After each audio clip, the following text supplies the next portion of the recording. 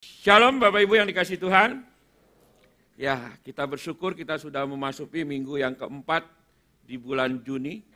Dan kita tahu bahwa bulan Juni bagi gereja kita adalah bulan pelayanan sosial dan diakonia. Di mana pelayanan sosial dan diakonia adalah salah satu pilar misi yang dilakukan oleh gereja kita di dalam kita mencapai gereja yang mulia dan yang misioner. Nah, saudaraku, pada siang hari ini kita akan melanjutkan kebenaran firman Tuhan yang masih berkaitan dengan bulan diakonia, yaitu temanya kebaikan hati yang murni, saudaraku. Nah, Bapak Ibu yang jemaat yang dikasihi Tuhan, kalau kita bicara tentang kebaikan hati, tidak banyak orang yang suka melakukannya. Kenapa, saudaraku? Karena pada dasarnya kita manusia lebih mementingkan diri kita sendiri daripada orang lain. Kita tidak peduli, kita masa bodoh dengan keadaan orang lain, yang penting saya baik dan aman-aman. Benar, saudaraku? Itulah dunia. Namun saudara dan saya sebagai orang percaya dipanggil oleh Tuhan untuk menjadi berkat bagi dunia melalui kehidupan kita sehari-hari. Sebagai orang yang telah dilahir barukan dan menjadi ciptaan baru yang memiliki karakter Kristus, sudah sepatutnya saudara dan saya menunjukkan akan kasih dan kebaikan Tuhan bagi semua orang di dalam tindakan kita yang real, bukan teori semata. Ya. Jadi Tuhan mau ya apa yang sudah Tuhan berikan di dalam kehidupan kita, kebaikan, kemurahan dan anugerahnya, mari kita nyatakan di dalam tindakan kebaikan hati kita yang real, ya, bukan sekedar teori, kata-kata manis ataupun kata-kata rohani, ya. Dan salah satu tindakan yang bisa kita tunjukkan kepada sesama atau dunia ini, yaitu melalui kebaikan hati saudara dan saya. Dan hari ini kita akan belajar tentang kebaikan hati yang murni dalam bentuk sedekah atau pemberian, sebagaimana yang Yesus ajarkan kepada murid-muridnya dan pengikutnya di atas bukit. Mari kita membaca, saudara-saudara, di bagian firman Tuhan.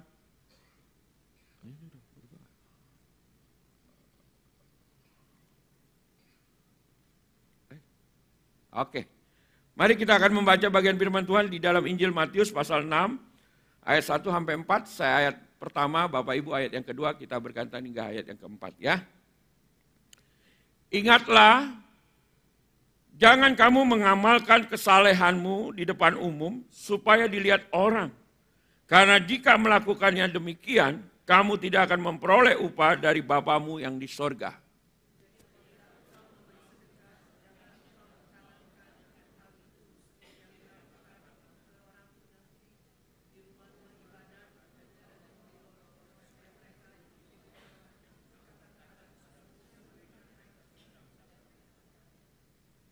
Tetapi jika engkau memberi sedekah, janganlah diketahui tangan kirimu apa yang diperbuat tangan kananmu.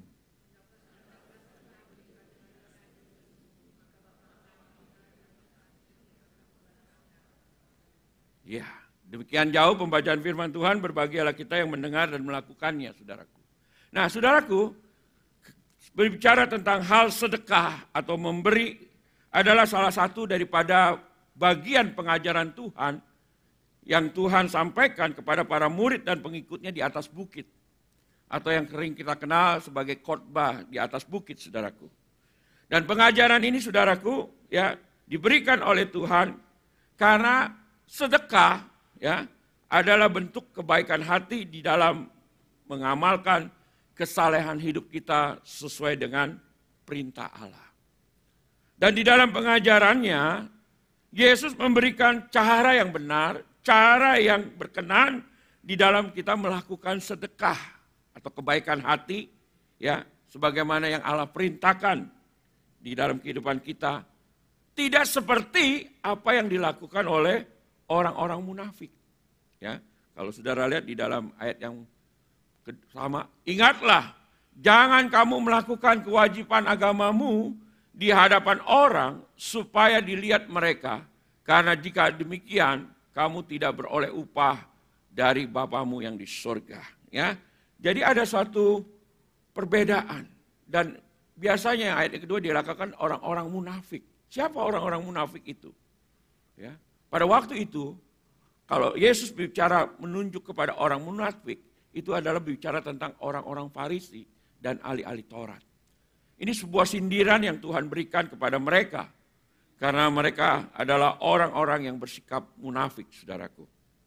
Nah, jadi saudaraku, di dalam pengajarannya ini Tuhan Yesus ya mengajarkan kita untuk bersedekah atau menunjukkan perbuatan kebaikan hati kita yang berbeda dengan mereka. Nah, kata sedekah, saudaraku, ya ini di dalam bahasa Yunaninya dipakai kata eleemosone, yang artinya kemurahan hati, tindakan memberi karena dorongan belas kasihan. Ya, jadi saudaraku, itulah yang dikatakan maksud sedekah ini adalah sebuah perbuatan kemurahan hati atau tindakan memberi yang didorong oleh karena belas kasihan. Dan bersedekah, saudaraku, adalah kata yang sangat penting di dalam konteks keagamaan dan etika, terutama bagi orang-orang Yahudi dan juga gereja mula-mula. Ya, karena kata eleemosone ini selalu berkonotasi dengan tindakan nyata, bukan konsep atau ide. Ya, khususnya memberi bantuan material kepada mereka yang membutuhkan. Ya, jadi ketika Yesus mengajarkan kita untuk bersedekah, Tuhan mau kita melakukan, bukan hanya konsepnya, saudaraku. Bagi orang Yahudi dan juga gereja mula-mula, memberi sedekah itu bukan sekedar perbuatan baik secara sosial, di mana kita menolong saudara kita yang ada keperluan, kita membantu saudara kita yang memerlukan bantuan, bukan sekedar itu, saudaraku. Tetapi juga, saudaraku, orang yang bersedekah itu adalah orang yang melakukan ibadah yang diperkenan oleh Allah. Jadi ini berarti, saudaraku, sedekah adalah bagian daripada ibadah kita kepada Tuhan yang diwujud nyatakan dalam tindakan kebaikan hati kepada sesama yang membutuhkan ataupun kita membawa kepada Tuhan. Nah, Tuhan Yesus mengajarkan para pendengarnya, termasuk saudara dan saya, ya, bagaimana untuk kita sedekah atau kebaikan hati kita yang berkenan di hadapan Allah, supaya kita berbeda dengan orang-orang munafik itu, saudaraku.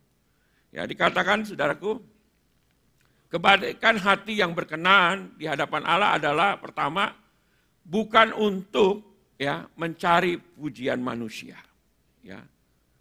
Jadi sedekah atau kebaikan hati yang kita tunjukkan kepada sesama kita atau kita bawa kepada Tuhan, tujuannya bukan untuk mencari pujian manusia. Karena itu Tuhan mengawali pengajaran ini dengan peringatan yang keras. Ingatlah, ya. Sebenarnya kata yang tepat, sadarilah senantiasa. Janganlah kamu melakukan, ya, mengamalkan kesalahan hidupmu dengan bla bla bla, itu di ayat yang pertama. Ya.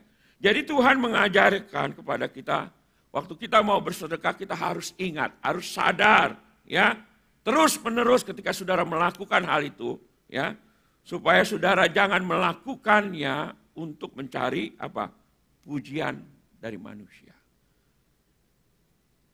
Sedekah yang mencari pujian manusia itu seperti apa, saudaraku? Dijelaskan oleh Tuhan, dikatakan dilakukan di hadapan orang banyak untuk dilihat.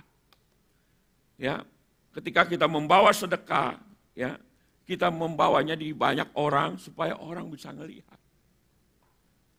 Ini sama seperti persembahan orang kaya dan orang miskin, ya kan? Orang kaya membawa kantong-kantong yang membawa persembahan dengan kantong uangnya. Ya. Bahkan nanti yang kedua dikatakan juga, saudaraku, jangan meniup trompet agar didengar. Ya. Meniup trompet itu karena kata yang dipakai di dalam bahasa Yunani itu, kata itu berarti meniup trompet. Maksudnya mencanangkan. Ya. Besok aku akan memberi persembahan untuk gedung Shalom ini. Aku mau beli AC yang lebih dingin lagi. Wah, saudara udah mulai. Belum melakukan tapi sudah gembar-gembor. Supaya apa? Didengar. Wih, lalu dia kasih persembahan. Hebat dia. Nah, saudaraku, itu berarti saudara melakukan sedekah atau kebaikan hati saudara, itu untuk mencari pujian dari manusia. Saudara sudah meniup trompet, bahwa saya akan memberikan sedekah persembahan kepada Tuhan. Saya akan memberikan ini, itu. Akhirnya orang dengar. Tujuannya untuk apa saudara? Untuk kepuasan diri saudara. Untuk saudara dipuji. Tujuannya untuk apa? Saudara ingin menunjukkan kehebatan diri saudara. Akhirnya kita jatuh dalam apa? Kesombongan. Maka Tuhan Yesus mengingatkan kepada kita, saudaraku. Ya. Kalau engkau memberikan sedekah atau menyatakan kebaikan hatimu, ya, janganlah motivasinya untuk mencari pujian dari manusia. Jangan ada kepentingan lain. Karena sedekah kita akan berkenan di hati Allah. Kalau kita melakukannya apa saudaraku? Untuk memuliakan Dia. Bukan untuk mencari kepuasan diri kita saudaraku.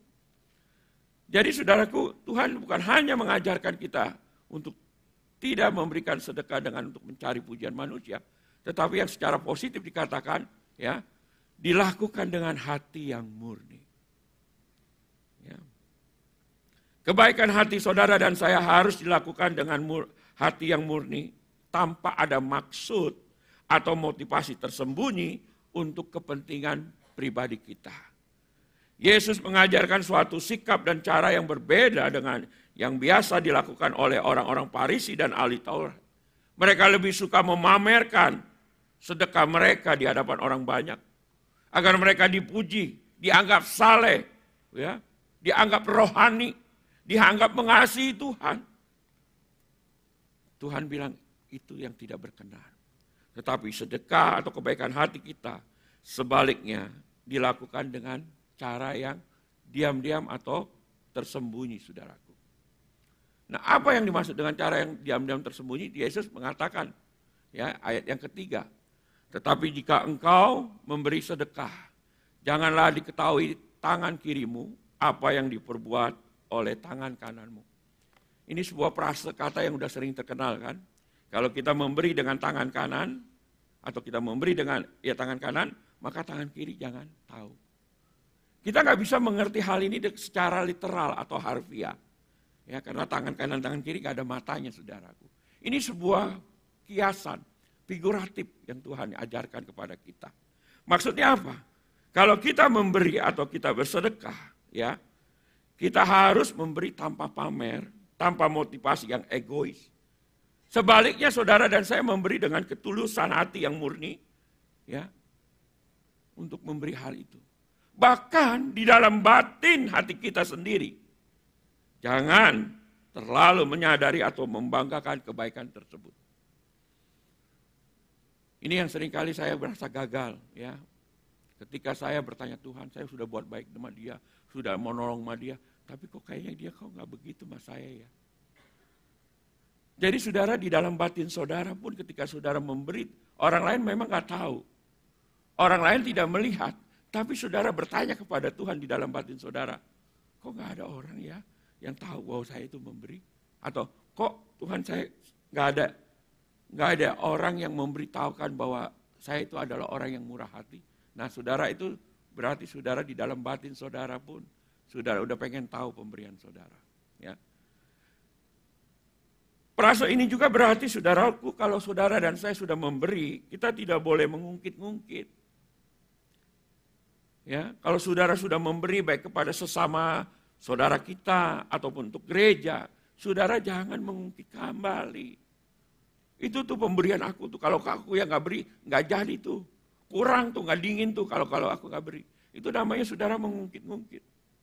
Atau aku sudah baik, maka kamu kok kamu begitu. Nah, saudaraku, itu berarti tangan kanan saudara pengen tahu apa yang saudara berikan oleh tangan kiri.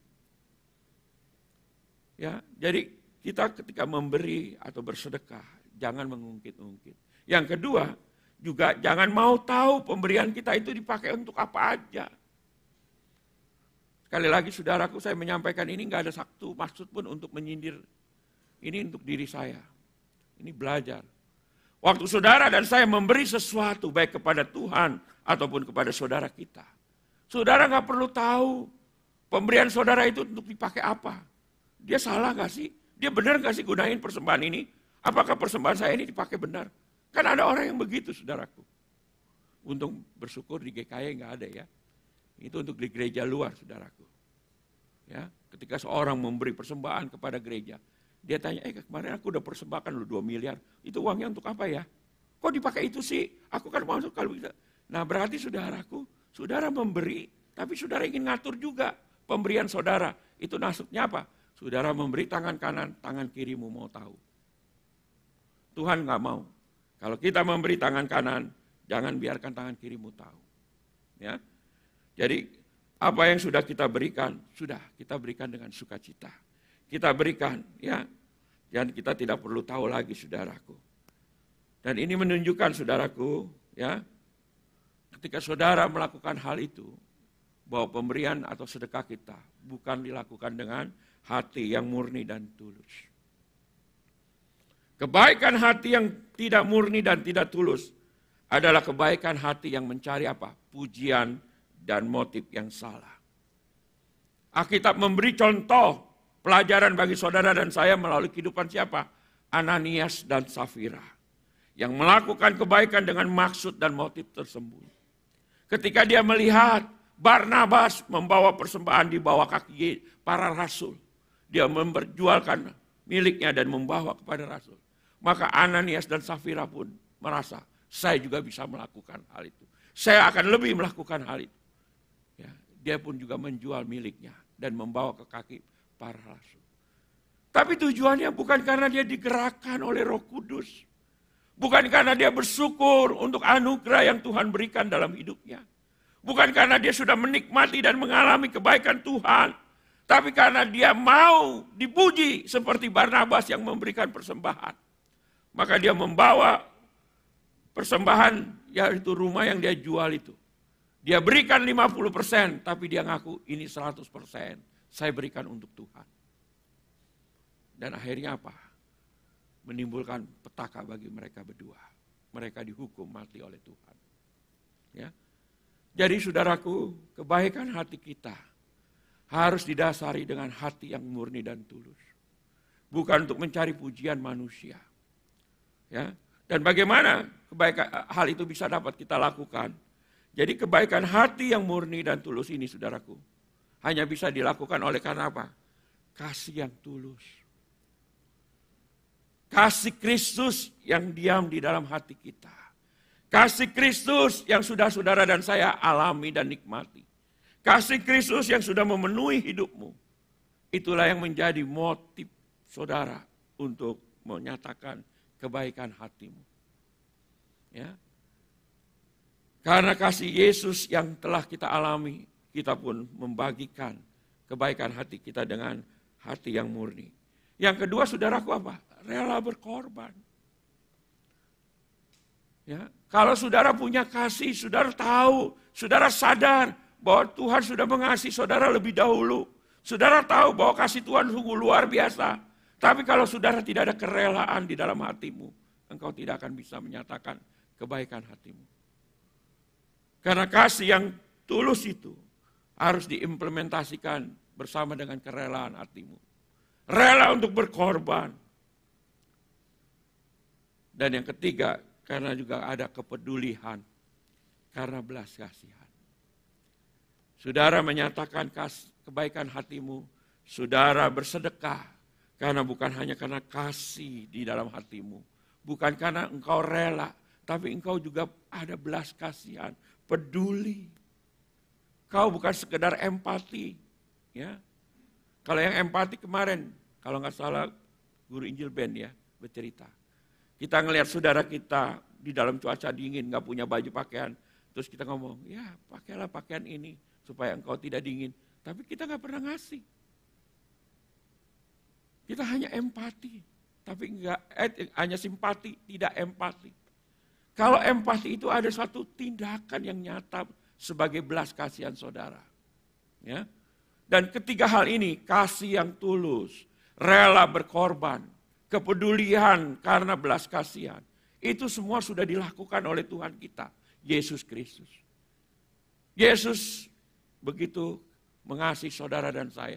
Dia rela tinggalkan surga mulia datang ke dalam dunia yang hina, dunia yang penuh dosa, karena kasihnya. Dan ketika dia lahir ke dalam dunia, dia rela memberikan nyawanya untuk tebusan bagi banyak orang. Karena apa? Karena dia peduli. Karena dia tidak mau seorang pun mati binasa. Dia mau semua orang diselamatkan.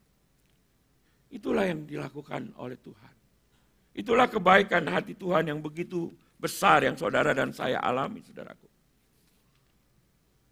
Dan di dalam Alkitab juga ada contoh-contoh yang jelas. Ya, kalau saudara lihat yang di sebelah kiri ini, saudaraku, ya, ada seorang perempuan yang bernama Dorcas. Ini bukan saya mempromosikan istri saya, saudaraku. Ini karena ada contoh di Alkitab aja, saudaraku, ya. Tadinya mau saya ganti Tabita, ya udah Dorcas aja lah. Ya. Nah, saudaraku, Dorcas ini siapa? Dorcas ini seorang janda. Dan kita tahu kalau seorang janda di dalam kehidupan masyarakat pada waktu itu adalah orang yang sangat rapuh, rentan terhadap keamanan, terhadap apalagi ekonomi. Ya, karena mereka tidak ada perlindungan, tidak ada yang bisa membackup, karena mereka tidak punya lagi sang suami sebagai seorang penyedia yang memberikan rasa aman. Tetapi di dalam dirinya, walaupun dia hidup sebagai janda, dia memberikan dan menyatakan kebaikan hatinya dengan apa? Membuat pakaian. Diberikan kepada mereka yang tidak punya pakaian. Maka ketika dia mati, saudaraku, dan orang-orang memanggil Petrus, dan mereka yang sudah menerima kebaikan hati daripada Dorcas ini, menceritakan bagaimana baik hatinya Dorcas. Dan Tuhan akhirnya membangkitkan dia kembali. Demikian juga dengan cerita yang di sebelah kanan ini, yaitu seorang perempuan Sunem, saudaraku. Dia dari pasangan suami istri dari keluarga yang berkecukupan. Tapi dia tidak dikaruniakan anak.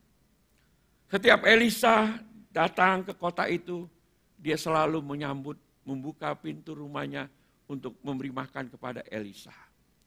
Sekali Elisa datang, dia buka makan. 2 kali dia makan. Dan ketika dia tahu bahwa Elisa ini adalah abdi Allah, dia bukan hanya memberi makan, tapi memberikan sebuah kamar untuk Elisa boleh beristirahat. Ini kebaikan hati dari seorang perempuan Sunem. Dan apa yang terjadi ketika Elisa bertanya, apa yang ingin kau katakan untuk aku doakan? Dia diam aja. Si bujangnya bilang, oh dia hidup di tengah kaumnya, dia berkecukupan. Dia hidup udah tidak kekurangan. Tetapi Elisa bilang, tidak. Dia diam karena dia sedang berat hati. Dia belum punya seorang penerus anak. Bayangkan saudaraku, bagi orang Yahudi pada waktu itu, mungkin juga bagi sebagian budaya bangsa tertentu. Kalau seorang suami istri keluarga tidak mempunyai anak, itu sangat menyedihkan. Dia boleh hidup di kaumnya. Dia ada di tengah kaum dan milik pusakanya dia punya.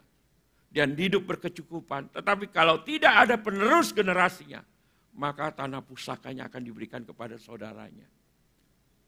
Dan betapa malunya seorang istri kalau dia tidak bisa melahirkan seorang anak. Tapi Elisa tahu. Dan Elisa berkata, tahun depan ketika aku kembali, engkau sudah menggendong anak. Dan benar itu yang terjadi. Tuhan mengaruniakan anak laki-laki kepada perempuan Sunem ini. Sebagai apa? Sebagai reward. Ya. Baik Dorcas maupun perempuan Sunem ini mendapat reward dari Tuhan. Sekecil apapun kebaikan hati saudara dan saya tidak akan sia-sia di hadapan Tuhan. Karena Tuhan sendiri berkata, barang siapa memberi air sejuk secangkir saja pun kepada salah seorang yang kecil ini, karena ia muridku, aku berkata kepadamu, sesungguhnya ia tidak akan kehilangan upahnya daripadanya.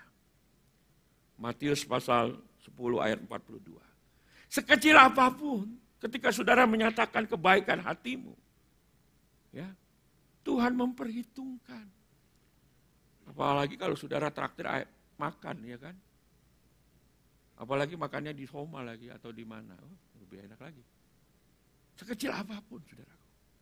Sebaliknya, saudaraku, sebesar apapun pemberian dan kebaikan hatimu, bila dilakukan untuk mencari pujian dan kebanggaan dari orang lain, maka tidak akan menjadi pahalamu di surga. Kenapa? Karena engkau sudah mendapatkannya dari manusia. Ya.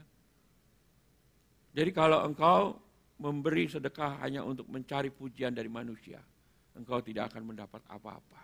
Sebab engkau sudah menerimanya waktu di dunia ini. Oh, terima kasih. Oh, kau baik ya, luar biasa. Dia udah menerima, saudaraku. Tapi kalau kita diam-diam, hanya Bapa kita yang di surga yang tahu. Itu menjadi pahala kita di surga. Ya. Jadi apa yang dapat kita pelajari dari kebenaran firman Tuhan pada siang hari ini? Yang pertama, saudaraku, kebaikan hati adalah korban yang berkenan dan menyenangkan hati Tuhan. Ibrani 13 ayat yang ke-16, saudaraku. Ya. Kalau memang kebaikan hati adalah korban yang berkenan di hati Allah, ini saudara dan saya harus menyenangkan hati Tuhan, ya, dengan apa? Melakukan kebaikan hati kepada siapapun. Sebab barang siapa yang mengasihi saudaranya, ia mengasihi Allah. Dan kebaikan hati yang kita lakukan harus berdasarkan motivasi yang benar, tulus dan murni untuk menyenangkan hati Allah, bukan untuk kepuasan diri kita. Ya. Jadi melalui kebenaran firman Tuhan pada siang hari ini, mari kebaikan hatimu, lakukanlah itu dengan hati yang murni, karena itu adalah korban yang berkenan dan menyenangkan hati Allah. Yang kedua apa, saudaraku? Tunjukkanlah kebaikan hatimu kepada semua orang. Paulus berkata kepada jemaat Filipi, hendaklah kebaikan hatimu diketahui oleh semua orang. Tuhan sudah dekat. Ini bukan pamer, saudaraku. Ya. Karena ketika kebaikan hatimu kau tunjukkan, kau beritahukan kepada semua orang, bukan untuk mencari pujian, tetapi memuliakan Bapa di surga. Itulah yang dimaksud oleh Paulus. Kita tunjukkan hidup kita sebagai orang yang baik hati. Sehingga mereka memuliakan Bapa di surga. Bukan kita menunjukkan supaya kita dipuji. Bukan supaya kita dikenal. Tapi kita menunjukkan kebaikan hati kita. Supaya mereka juga boleh memuliakan Bapa kita di surga. Wah, saya senang. Sama teman saya, dia orang Kristen, dia orang percaya. Orangnya baik banget. Kita kalau ada apa-apa, nah itu ketika saudara menunjukkan kebaikan hatimu dengan motivasi untuk memuliakan Tuhan, orang lain akan memuliakan Bapa kita di surga. Itu yang Paulus maksud. Hendaklah kebaikan hatimu diketahui semua orang. Tapi kalau orang lain tidak pernah melihat kebaikan hati kita sudah bertahun-tahun jadi orang Kristen, kita tidak pernah menunjukkan kebaikan hati kita dengan motivasi yang benar, bagaimana orang bisa memuliakan Bapa kita? Karena kita hidup untuk diri kita sendiri. Ya, mari kita tunjukkan, ya. Karena kita tahu setiap kebaikan hati yang kita lakukan kepada orang lain bukan saja menyenangkan hati Allah, tetapi juga apa? Kebaikan untuk diri kita kembali. Sebuah video kita akan saksikan bersama. Ya, ini mungkin sudah saudara sering lihat ya, tapi ini belajar. Setiap kebaikan hati yang kita miliki, kebaikan diri kita sendiri. ถามว่าเอาไปทำอะไร เอามาให้แม่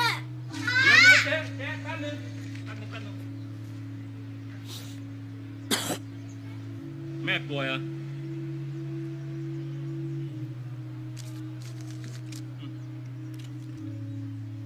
อย่าทำอย่างนี้อีกนะ หมวยเกาเหลา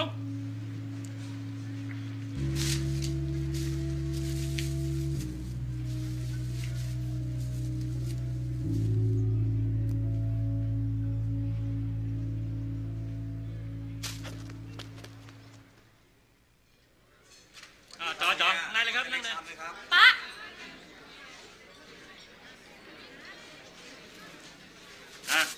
จัดไปอ้าวสั่งมาเร็วต่ออะไร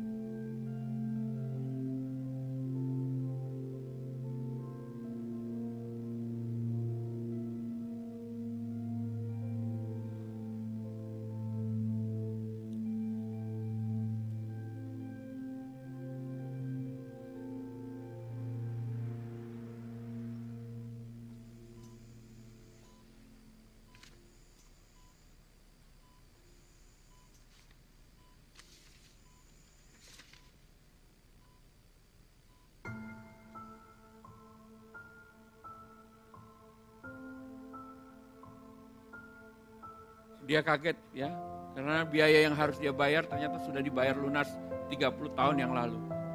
Dia baru ingat, dulu ada seorang anak kecil yang mencuri obat dan ketahuan oleh pemiliknya sehingga harus digantikan oleh papanya dengan 300 baht dan semangkok mie.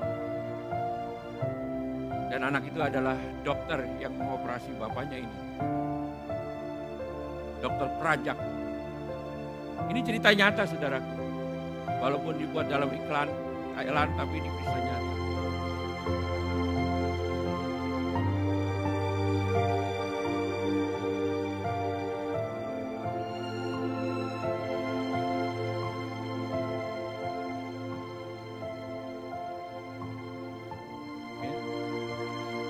Kita melihat betapa besarnya dampak kebaikan hati kita.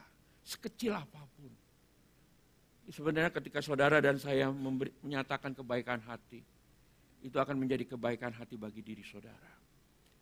Saya yakin dan percaya, saudara pernah juga mengalami hal ini. Ketika saudara menyatakan kebaikan hati kepada orang lain, tiba-tiba saudara dapat kebaikan hati dari orang lain. Saya sering mengalami hal itu. Ya, ketika saya berbuat baik, ada orang yang juga berbuat baik kepada saya. Ya, karena kebaikan hati itu akan kembali kepada diri kita. Oleh karena itu saudaraku, mari ya kita sebagai orang-orang yang sudah menikmati kebaikan dan kemurahan hati Tuhan, mari kita nyatakan kebaikan hati kita dengan hati yang murni, hati yang tulus. Bukan untuk motivasi cari pujian, supaya orang lihat ataupun dengar, tapi kita memberi dengan diam-diam, tersembunyi, dan itu menjadi upah bagi kita di surga. Dan Tuhan akan membalas, ya, pay forward, ya, ada deposito. Ketika saudara memberi kebaikan hati, sebenarnya saudara sedang memberi deposito dan nanti saudara akan menerima kembali. Bagaimana dengan kita? Apakah kita sudah menunjukkan kebaikan hati kita kepada Tuhan maupun kepada saudara kita? Biarlah di bulan diakonia ini, mari kita ambil bagian di dalam pelayanan diakonia. Biarlah kita tunjukkan kebaikan hati kita untuk mendukung, membantu saudara-saudara kita. Nanti sebentar anak-anak dari panti asuhan kasih Bapa akan mempersembahkan sebuah pujian.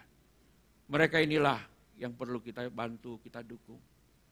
Mari kita nyatakan kebaikan hati kita kepada mereka. Memang kalau kita pikir apa sih yang dapat dia balas kepada saya? Ini kan anak-anak yang gak mampu, nanti saya beri banyak apa dia bisa balas? Bukan itu saudaraku.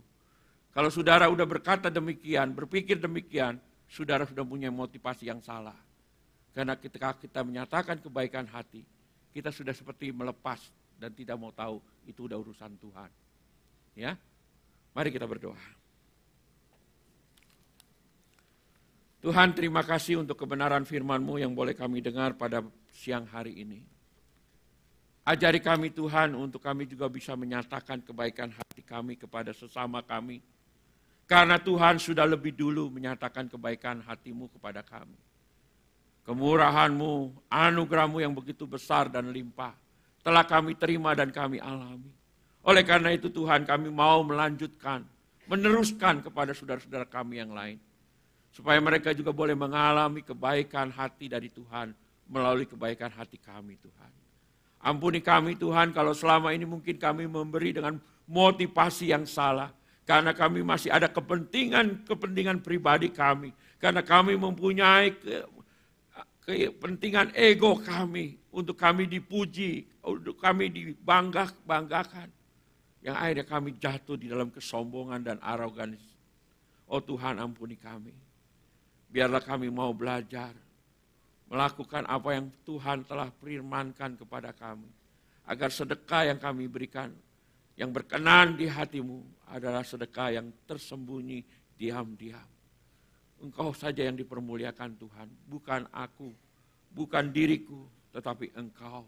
Sebab Engkau yang sudah lebih dulu memberkati kami.